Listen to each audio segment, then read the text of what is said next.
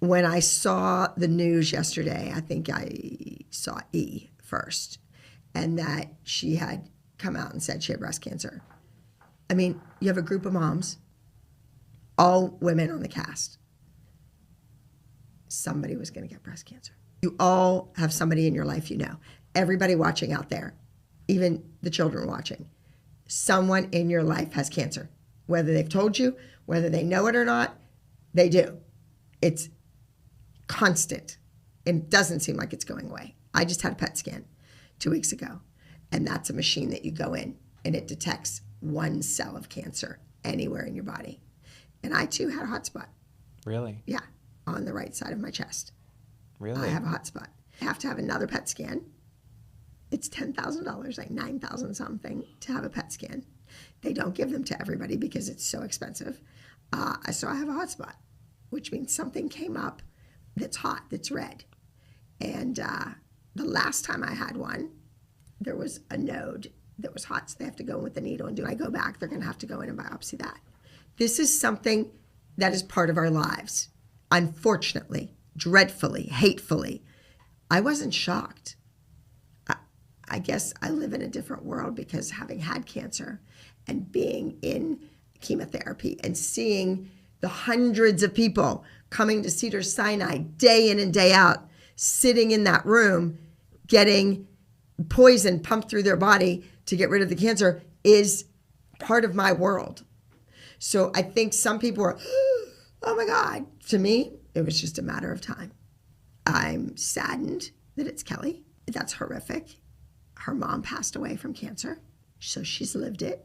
She knows what it's like. And I can only say positively that she's in Pittsburgh. We have amazing medical care there. Had I been in Pittsburgh, I would not be in this chair. I know it. I know I wouldn't be in this chair. Because in Pittsburgh, somebody would have looked at me as a person and said, oh my goodness, we need to do an MRI immediately. There is something going on with her blood. There's something wrong. And I don't want to make this about me, but she's in Pittsburgh. She was in Florida, I believe. She went back to Pittsburgh. She has a son. She has 2 daughters that are doing incredibly well. She has a husband, Randy. I've known him forever. She has a sister who was also my student, Carrie. They're there for each other. Mm-hmm. So she's living in her sister's home, I read somewhere. Yes. So she has her sister. Her sister has a wonderful husband, Matarazzo. Wonderful. Her dad's living. Kelly's dad's still living. And he had cancer as well. Oh, I didn't know that, but yeah, yes. I remember when you guys did Living with the Ribbon, which is an episode that we'll eventually talk about. Mm-hmm. It affected her really personally because her dad had prostate cancer, I believe. Okay, Jimmy. So you have Jimmy Kuhn. You have, she is surrounded by people, her family. I had nobody. Your parents were gone. My parents are deceased, and I'm not married, and I don't have kids. Not kids. Years ago, if somebody asked me about children, I would have said I have Brooke and Paige. I believe this is just a stepping stone in her life. I feel horrible for everyone that has this, but she's tall, she's healthy, she's strong from what I know. When it's your time, it's your time. I don't think this is her time.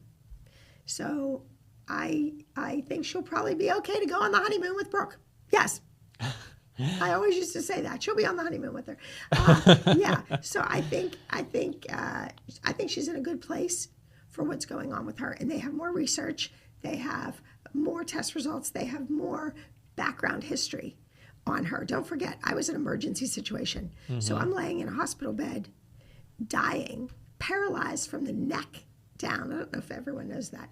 Paralyzed from the neck down. They didn't know my history.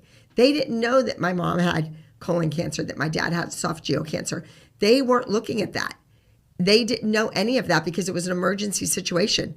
I was brought in for an MRI to be put under to get the MRI. They had to pull me out of the machine. That didn't happen, and they didn't know anything about me. She is ready, willing, able to speak, to fill out the forms, to do all that. So she's going in a different place than I was. And I hope to God that she comes out on the other side better.